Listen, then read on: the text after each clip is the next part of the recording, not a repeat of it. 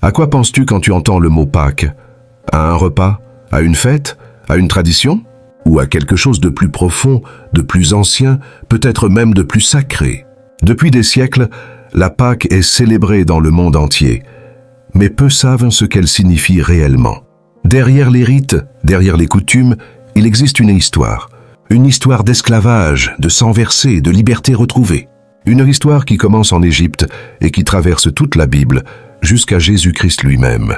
Dans cette vidéo, nous allons découvrir ensemble les origines véritables de la Pâque, ce qu'elle représentait pour le peuple d'Israël, ce qu'elle annonce dans le plan de Dieu, et surtout pourquoi elle reste aujourd'hui encore un message puissant pour chaque croyant. Ce n'est pas un hasard si tu regardes cette vidéo maintenant. Il y a des vérités que le monde oublie, que les traditions obscurcissent, mais que la parole de Dieu révèle avec clarté. Et l'une de ces vérités, c'est le sens prophétique de la Pâque. Alors prends un moment, reste jusqu'au bout. Tu découvriras des clés spirituelles qui pourraient bien éclairer ta marche avec Dieu. Et à la fin de cette vidéo, je t'inviterai à une prière basée sur cette révélation. Si tu veux approfondir ta foi, comprendre le cœur de Dieu et redonner du sens au fondement de ta croyance, abonne-toi à cette chaîne, aime cette vidéo et écris en commentaire cette phrase. Je veux comprendre ce que la Pâque signifie vraiment. Prépare-toi à redécouvrir une vérité ancienne, mais toujours vivante. Pour comprendre la Pâque, il faut remonter au cœur de l'histoire d'Israël. Le peuple de Dieu vivait alors en esclavage en Égypte, sous l'autorité impitoyable de Pharaon. Oppression, souffrance, labeur sans fin. Les Hébreux étaient brisés dans leur corps comme dans leur foi. Mais Dieu n'avait pas oublié son alliance. C'est dans ce contexte que le Seigneur appelle Moïse depuis un buisson en feu pour libérer son peuple. Après 9 plaies dévastatrices vient la 10e, la plus redoutable. La mort frappera tous les premiers-nés d'Égypte. Mais Dieu offre un signe de salut. Les familles hébraïques devront immoler un agneau sans défaut, en appliquer le sang sur les montants de leurs portes et rester à l'intérieur. Ce soir-là, l'ange de la mort passera, mais ne touchera pas ceux qui auront été couverts par le sang. C'est cela le sens originel du mot Pâques, passer par-dessus. Non pas ignorer, mais épargner. Offrir la vie là où devait régner la mort. Cette nuit-là marque un tournant. Les Hébreux sont enfin libérés. Dieu leur ordonne alors de célébrer cette nuit chaque année comme une fête en mémoire de la délivrance. Une fête sainte, un rappel de leur identité, de leur salut, de leur Dieu. Mais ce que beaucoup ignorent, c'est que la Pâque n'est pas seulement un souvenir du passé. Elle est aussi une prophétie. Car l'agneau sans défaut immolé pour sauver les familles pointe vers un autre agneau, celui que Jean-Baptiste désignera plus tard en disant « Voici l'agneau de Dieu qui ôte le péché du monde ». Jésus-Christ est devenu la Pâque vivante. Son sang versé sur la croix est le signe ultime de délivrance. Non plus seulement contre la mort physique, mais contre la mort éternelle. La croix devient alors une porte spirituelle, et ceux qui sont couverts par ce sang sont épargnés, libérés, restaurés. Ainsi la Pâque relie l'Ancien et le Nouveau Testament. Elle révèle l'unité du plan de Dieu, la libération par le sang, la rédemption par l'agneau. Ce n'est pas une simple histoire religieuse, c'est le cœur battant de la foi chrétienne. Mais dans notre monde moderne, ce message est souvent affadi, réduit à des rituels sans révélation. On parle de repas, de coutumes, mais on oublie la puissance du sang, la profondeur du symbole, la présence du Christ dans cette fête. Et pourtant, tout y est. La foi, la crainte de Dieu, l'obéissance et la confiance en une délivrance qui dépasse l'entendement humain. Redécouvrir la Pâque, c'est redécouvrir le cœur de Dieu. Ce qui frappe lorsqu'on étudie la Pâque, c'est sa précision. Dieu ne laisse rien au hasard. Chaque détail, chaque geste demandé à Moïse a une portée prophétique. Et chacun d'entre eux pointe vers Jésus-Christ. L'agneau devait être sans défaut, c'est-à-dire pur, parfait. Pas de tache, pas de maladie. Pourquoi? Parce que seul ce qui est sans faute peut couvrir la faute. Lorsque Jésus marche sur la terre, aucun péché ne se trouve en lui. Il est saint, entièrement dévoué à la volonté de son Père. Il est l'agneau sans défaut, l'unique capable d'ôter le péché du monde. Le sang, ensuite, ne devait pas être versé n'importe comment. Il devait être appliqué sur les montants des portes. Pas sur le sol, pas dans les airs, sur les côtés et sur le haut. 3 points, 3 directions. Sans le dire, Dieu dessinait déjà la croix. Et ce sang devenait une marque, non visible par les hommes, mais visible par l'ange destructeur. Une marque qui dit « Celui-ci m'appartient, il est couvert ». Le sang, dans l'Ancien Testament, préserve de la mort. Dans le Nouveau Testament, le sang de Jésus ne fait pas que préserver, il libère, il purifie, il rachète. Mais il y a un détail que beaucoup négligent. Les Hébreux ne devaient pas sortir de la maison une fois le sang appliqué. Ils devaient rester à l'intérieur. Cela nous enseigne quelque chose de fondamental. Ce n'est pas assez de croire que le sang est réel. Il faut demeurer sous sa couverture. Il faut vivre dans cette alliance, marcher avec foi, ne pas s'exposer au dehors. Combien de chrétiens déclarent la puissance du sang de Christ, mais vivent loin de la maison, hors de la communion, sans obéissance? Le sang protège, mais l'obéissance confirme cette protection. Un autre aspect essentiel, c'est le repas. Cette nuit-là, les Hébreux ne devaient pas jeûner, mais à manger l'agneau rôti avec des herbes amères et du pain sans levain. Pourquoi? Parce que ce n'était pas seulement un signe extérieur, mais aussi une communion intérieure. Ils devaient ingérer, absorber ce sacrifice, faire entrer dans leur propre chair le symbole de leur salut. Et Jésus fera de même. La veille de sa crucifixion, lors de la dernière Pâque qu'il célèbre avec ses disciples, il prend le pain et dit « Ceci est mon corps, donné pour vous. Prenez et mangez. » Il prend la coupe et dit « Ceci est mon sang, le sang de l'Alliance, répandu pour la multitude. » Des cieux. Il ne fait pas que rappeler la Pâque, il l'accomplit, il en révèle le sens caché. Et à ce moment précis, la tradition devient révélation. Ce que les Hébreux faisaient symboliquement, Jésus l'accomplit pleinement. La sortie d'Égypte devient alors une image de notre propre sortie du péché, le passage de l'esclavage à la liberté. Pharaon représente l'oppresseur, l'adversaire spirituel. L'Égypte symbolise le monde, la servitude, le joug. Mais la croix devient notre porte, le sang devient notre passage, et l'agneau immolé devient notre libérateur. La Pâque n'est donc pas un simple souvenir historique, elle est un principe spirituel vivant. Elle nous enseigne que la délivrance ne vient pas des armes ni de la force humaine, mais de l'obéissance à Dieu, de la foi dans son sacrifice et de la confiance dans son plan. Ce message est vital parce que trop souvent, nous cherchons des solutions à nos chaînes sans revenir à l'agneau. Nous prions, nous luttons, nous résistons, mais avons-nous appliqué le sang? Avons-nous mangé l'agneau? Avons-nous fermé la porte et attendu avec foi? Il y a dans la Pâque une invitation au silence, à l'intimité, à la confiance. Une invitation à reconnaître que ce n'est pas notre agitation qui nous sauve, mais l'œuvre de Dieu. Et aujourd'hui encore, ce modèle reste d'actualité. Le monde est un nouvel Égypte. Le mal rôde, les cœurs sont asservis. Mais ceux qui comprennent la Pâque, qui saisissent le sens du sang, qui demeurent dans la maison, peuvent vivre une réelle libération. Si tu ressens que ce message parle à ton cœur, prends une seconde pour t'abonner à cette chaîne. Cela nous aide à semer plus largement la parole. Et aime cette vidéo si tu veux que d'autres découvrent eux aussi la puissance de cette vérité. La suite de cette révélation est encore plus profonde, car la Pâque biblique cache un mystère que très peu ont compris.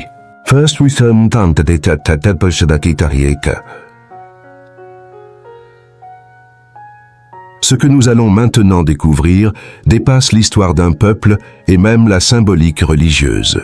Car la véritable puissance de la Pâque se révèle lorsque l'on comprend que tout converge vers la croix. La Pâque est un schéma divin, répété à travers les âges. Et si tu ouvres les yeux spirituellement, tu verras ce motif dans toute la Bible. Un peuple enchaîné, un ennemi oppresseur, un agneau offert, un sang versé, une porte ouverte vers la liberté. Mais ce n'est pas tout. Un détail frappant se trouve dans la manière dont Dieu ordonne à Israël de célébrer la Pâque chaque année. Pas seulement pour se souvenir de l'Égypte, mais pour ne jamais oublier que leur salut vient du sacrifice. Aujourd'hui, nous ne vivons plus sous la loi mosaïque, mais le principe demeure. Celui qui oublie la source de son salut se perd dans la routine de la religion et finit par confondre les formes avec la foi vivante. Kid. Beaucoup célèbrent la Pâque sans Christ. Ils honorent de la mémoire sans saisir la révélation. Mais Jésus ne nous appelle pas à entretenir une tradition. Il nous appelle à vivre une réalité spirituelle. Et cette réalité, c'est lui. Quand il entre à Jérusalem quelques jours avant la crucifixion, c'est au moment même où l'on préparait les agneaux pour la Pâque. Lui, le véritable agneau, entre dans la ville sainte prêt à être offert. Et personne ne comprend. Même ses disciples sont troublés. Mais tout est précis. Jésus meurt au moment exact où les prêtres sacrifiaient les agneaux dans le temple. Ce n'est pas une coïncidence, c'est l'accomplissement. La Pâque, dans sa forme ancienne, trouve sa plénitude dans la personne du Christ. Le voile se déchire. L'accès est désormais ouvert. Voici ce que beaucoup ne réalisent pas. La Pâque, c'est la croix annoncée en avance. Et la croix, c'est la Pâque rendue éternelle. Mais ce mystère ne s'arrête pas là. Dans Exode 12, Dieu ordonne de manger l'agneau en hâte. Les reins sains, les sandales aux pieds, le bâton à la main. Pourquoi? Parce que c'est un repas de transition. Ils ne devaient pas s'installer. Ils allaient quitter l'Égypte. La Pâque est donc un appel au mouvement. Elle ne s'arrête pas à la délivrance. Elle lance vers une terre promise. Et aujourd'hui encore, celui qui est lavé par le sang de Christ ne reste pas là où il a été trouvé. Il est invité à marcher, à progresser, à sortir de ses vieilles habitudes, de ses chaînes intérieures, de ses compromis. Le sang te couvre, mais aussi te pousse. Il n'est pas un point final, mais un point de départ. Il te met en marche vers le but, la sanctification, la plénitude, l'héritage spirituel. Voilà pourquoi la Pâque est une étape fondamentale dans la vie de foi. Elle marque la frontière entre ce que tu étais et ce que tu deviens. Et si tu prends le temps d'y réfléchir, peut-être es-tu justement dans ce moment-là. Tu sens que Dieu t'appelle à sortir de quelque chose. Une relation toxique, un péché persistant, un système de pensée limité. Tu sens l'appel, mais tu ne vois pas encore le chemin. Regarde la Pâque. Dieu ne leur a pas montré tout l'itinéraire. Il leur a seulement dit « Appliquez le sang, mangez, soyez prêts, et partez quand je vous le dirai. » Et ils sont partis. C'est la même chose pour toi. Tu n'as pas besoin de tout comprendre aujourd'hui. Mais si tu crois en Christ, si tu as reçu son pardon, alors sache ceci. Tu es caché sous le sang et Dieu t'appelle à marcher. À sortir, à entrer dans sa promesse. Mais cette marche est souvent douloureuse. Car derrière eux, l'Égypte les poursuivait. Et devant eux, la mer bloquait le chemin. La Pâque n'élimine pas l'épreuve. Elle prépare à la traversée. C'est ici que beaucoup abandonnent. Ils croyaient que la croix les protégerait de toute difficulté. Mais ce n'est pas ce que Dieu a promis. Ce qu'il a promis, c'est sa présence, sa main, sa fidélité. Et dans cette marche, il ouvre des chemins là où il n'y en a pas.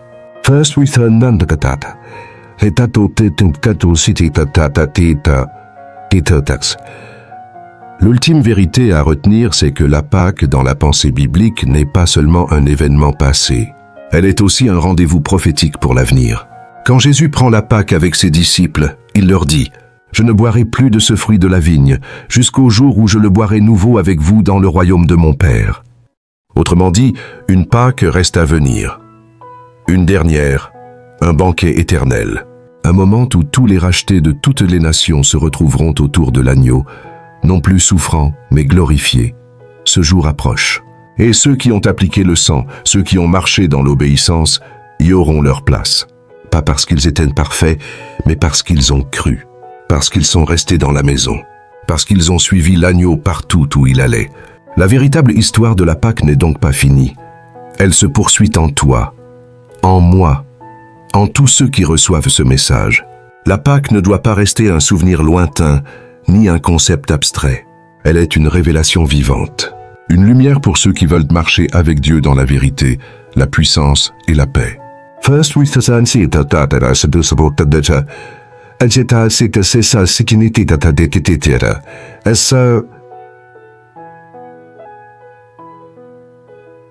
Mais comment vivre aujourd'hui concrètement ce que Dieu a enseigné à travers la Pâque? Comment cette vérité peut-elle transformer notre quotidien, nos choix, notre relation avec lui? Tout commence par une décision. Reconnaître le besoin d'un sauveur. Les Hébreux n'étaient pas sauvés par leur force ni par leur mérite. Ils étaient esclaves, incapables de se libérer eux-mêmes. Leur salut est venu de l'extérieur, par une intervention divine. C'est le premier pas pour tout chrétien. Reconnaître que seul le sang de l'agneau peut nous délivrer. Pas nos bonnes œuvres, pas notre religion, pas notre morale, mais le sacrifice de Jésus-Christ. Ensuite, il faut appliquer ce sang à notre vie. Ce n'est pas un geste physique, mais une réalité spirituelle. Cela signifie recevoir le pardon de Dieu. Croire que le sang de Jésus nous couvre, nous purifie et nous fait entrer dans une nouvelle alliance. Cela signifie aussi demeurer dans la maison, c'est-à-dire vivre une foi active, constante, connectée à la présence de Dieu. Cela implique des choix concrets. Choisir l'obéissance, même quand c'est difficile. Rompre avec ce qui nous éloigne de Dieu. Garder nos pensées sous l'autorité de sa parole. Refuser le compromis, même s'il semble plus confortable. Les Hébreux devaient manger l'agneau avec des herbes amères. Cela nous rappelle que marcher avec Dieu ne signifie pas toujours éviter l'amertume, la douleur ou la difficulté. Mais cela signifie que, même au cœur de l'amertume, Dieu nourrit. Appliquer la Pâque, c'est aussi marcher dans la sanctification. Le pain sans levain symbolise l'absence de péché caché. Le levain, dans la Bible, représente souvent ce qui gonfle, ce qui corrompt. Dieu invite son peuple à se purifier, à ne pas garder de compromis dans les coins secrets du cœur. Cela demande de l'introspection, de la repentance, du courage. Mais le fruit, c'est la paix, la liberté, la clarté spirituelle. Un autre aspect central de la Pâque, c'était la préparation au voyage. Dieu dit à son peuple, « Soyez prêts. » Ce n'est pas une fête pour s'installer. C'est une fête pour se lever, pour partir, pour changer de dimension. Et aujourd'hui encore, Dieu appelle ses enfants à ne pas s'attacher à l'Égypte spirituelle, à ne pas rester liés à ce que Dieu est en train de quitter. Cela peut être un lieu, une relation, une mentalité, une dépendance. Quand Dieu dit « Prépare-toi », il faut entendre « Je t'emmène ailleurs ». Appliquer la Pâque dans notre vie, c'est donc accepter de changer de saison, même quand cela fait peur, même quand on ne sait pas où mène le chemin. C'est faire confiance à celui qui a ouvert la mer Rouge, à celui qui sait faire jaillir l'eau du rocher, à celui qui ne t'abandonnera pas dans le désert. Mais attention, la Pâque est aussi un appel à la mémoire. Chaque année, les Israélites devaient raconter à leurs enfants ce que Dieu avait fait. Il ne s'agissait pas seulement de répéter une tradition, mais de garder vivant le témoignage. Et toi, comment gardes-tu vivante la mémoire de ta libération? Est-ce que tu racontes ce que Dieu a fait dans ta vie? Est-ce que tu partages ton témoignage? Est-ce que tu nourris ta foi en relisant les étapes par lesquelles Dieu t'a fait passer? N'oublie pas, le souvenir alimente la foi. Ce que Dieu a fait hier est une promesse pour ce qu'il fera demain. Enfin, vivre la Pâque aujourd'hui, c'est garder les yeux fixés sur la promesse à venir. Tout comme les Hébreux n'étaient pas destinés à rester dans le désert, nous ne sommes pas appelés à nous installer dans ce monde. La véritable terre promise, c'est la présence de Dieu. La vie éternelle avec lui, le royaume où l'agneau règne. Chaque pas de foi, chaque renoncement, chaque prière, chaque larme. Tout cela nous rapproche de ce jour glorieux. Alors, même si tu passes par l'épreuve, même si tu es dans la transition, souviens-toi, tu es en route. Tu n'es plus esclave, tu es en marche vers la promesse. Et Dieu marche avec toi. Il ne t'a pas couvert de son sang pour t'abandonner. Il t'a racheté pour te conduire. Et ce qu'il a commencé, il l'accomplira.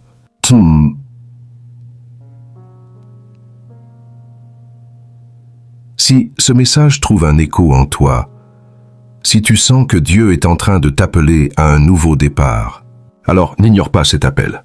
Ferme la porte de ton cœur aux voix de la peur. Applique le sang de l'agneau sur ta vie et avance, même si tu ne vois pas encore la mer s'ouvrir. Car celui qui a institué la Pâque est fidèle, et il veille sur ceux qui lui appartiennent. La Pâque n'est pas un simple épisode biblique. Elle est une ligne de séparation entre l'esclavage et la liberté, entre le chaos et la promesse, entre la condamnation et la grâce. Elle est une invitation à sortir de l'Égypte pour entrer dans la vie. Tu as découvert son origine, son sens profond, sa réalisation en Christ. Tu as compris que ce n'est pas un événement du passé, mais une vérité qui te concerne aujourd'hui. Tu n'es pas oublié. Tu n'es pas sans solution. Il y a un sang. Il y a un agneau. Il y a une porte. Et cette porte, c'est la croix. Si tu es en Christ, sache que le sang est encore là, invisible mais réel. Il parlait en ta faveur. Il t'accompagne dans la nuit. Il couvre ta maison. Il ouvre un chemin là où tout semble fermé. Mais cette vérité ne porte du fruit que si tu la fais tienne, pas seulement en l'écoutant, mais en la recevant, en y marchant. C'est pourquoi je t'invite à faire un pas aujourd'hui, à appliquer cette révélation dans ton quotidien, pas demain. Aujourd'hui. Guy, reviens à l'essentiel, à la simplicité de la foi, à la puissance du sang, à l'obéissance à Dieu. Abandonne ce qui te retient, sors de l'Égypte et marche. Et si ce message a touché ton cœur, partage-le. Quelqu'un a besoin d'entendre cela. Quelqu'un est en train de vivre une nuit obscure. Et cette parole pourrait bien être la lumière qui l'attendait. Abonne-toi à cette chaîne pour recevoir d'autres révélations bibliques. Laisse un like si tu veux soutenir ce message et nous aider à toucher plus de vies. Et surtout, commentez ce que cette vidéo a éveillé en toi. Et maintenant, terminons ensemble par une prière. Seigneur, toi qui as fait sortir ton peuple de l'esclavage, toi qui as offert ton Fils comme l'agneau sans défaut, couvre-moi de son sang, fais-moi passer de la mort à la vie, donne-moi la force de marcher, et rends-moi fidèle jusqu'à la promesse. Je crois que le sang de Jésus est suffisant, et je choisis de demeurer sous sa protection. Au nom de Jésus-Christ, Amen.